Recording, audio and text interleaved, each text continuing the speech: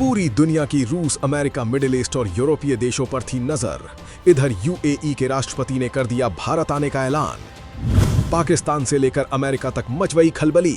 Iran भी हो गया बेचैन। दिल्ली में होने वाली मीटिंग पर नजर गड़ाए बैठे कई देश। भारत क्यों आ रहे हैं मोहम्मद बिन जायद अल नहयान? पाकिस्तान की बढ़ गई है टेंशन। सऊदी अरब को भी भारत देगा बड़ा झटका। पूरी दुनिया में उथल-पुथल मची हुई है।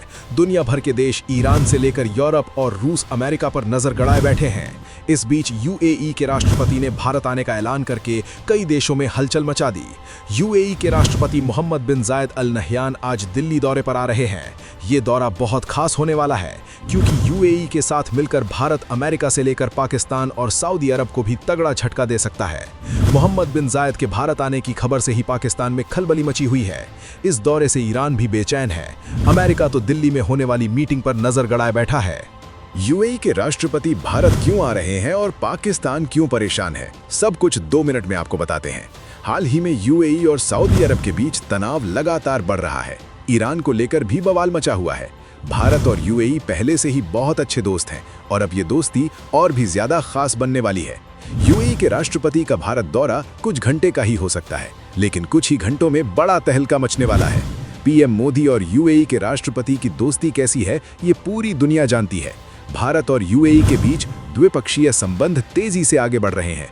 भारत और यूएई ने रक्षा सहयोग को और बढ़ाने का काम किया है। कुछ रिपोर्ट्स की माने तो ये दौरा आकाश एयर डिफेंस सिस्टम के लिए होने वाला है। दावा किया जा रहा है कि यूएई और भारत में आकाश एयर डिफेंस सिस्टम की डील होने वाली है। दोनों देशों के बीच ये डिफेंस डील करीब $600 मिलियन की है। पाकिस्तान क्यों परेशान है और कई देश इस मीटिंग पर नजर क्यों बनाए हुए हैं, वो भी जान लीजिए। भारत का आकाश एयर डिफेंस सिस्टम कितना ताकतवर है, इसका नजारा दुनिया देख चुकी है।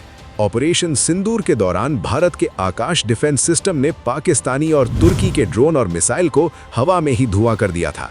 यूएई पाकिस्तान का भी करीबी है, जबकि पाकिस्तान अब सऊदी के साथ नाटो जैसी डील कर चुका है और सऊदी के साथ यूएई का 36 का आंकड़ा चल रहा है।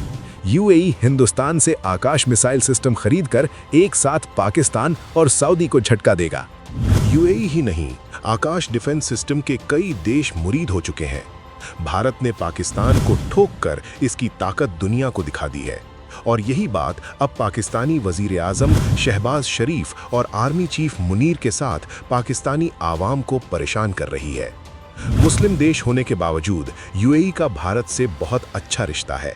यूएई इकलौता मुस्लिम देश है जो मिडिल ईस्ट में भारत का सबसे बड़ा ट्रेडिंग पार्टनर है।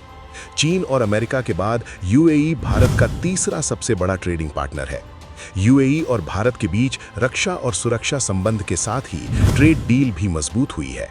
अब यूएई के राष्ट्रपति दिल्ली आ रहे हैं। ऐसे में आकाश डिफेंस सिस्टम की डील भी फाइनल हो सकती है। बस इसीलिए अमेरिका और पाकिस्तान के साथ सऊदी अरब भी इस मीटिंग पर नजर गड़ाए बैठे हैं। यूएई का भारत के करीब आना पाकिस्तान को चिढ़ाएगा, क्योंकि वो नहीं चाहता कि कोई मुस्लिम मुल्क भारत के साथ दोस्ती बढ़ाए।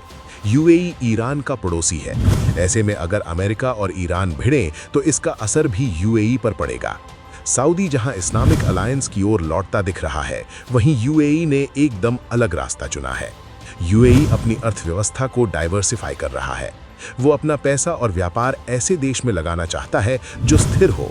भारत से बेहतर विकल्प फिलहाल कोई नहीं है।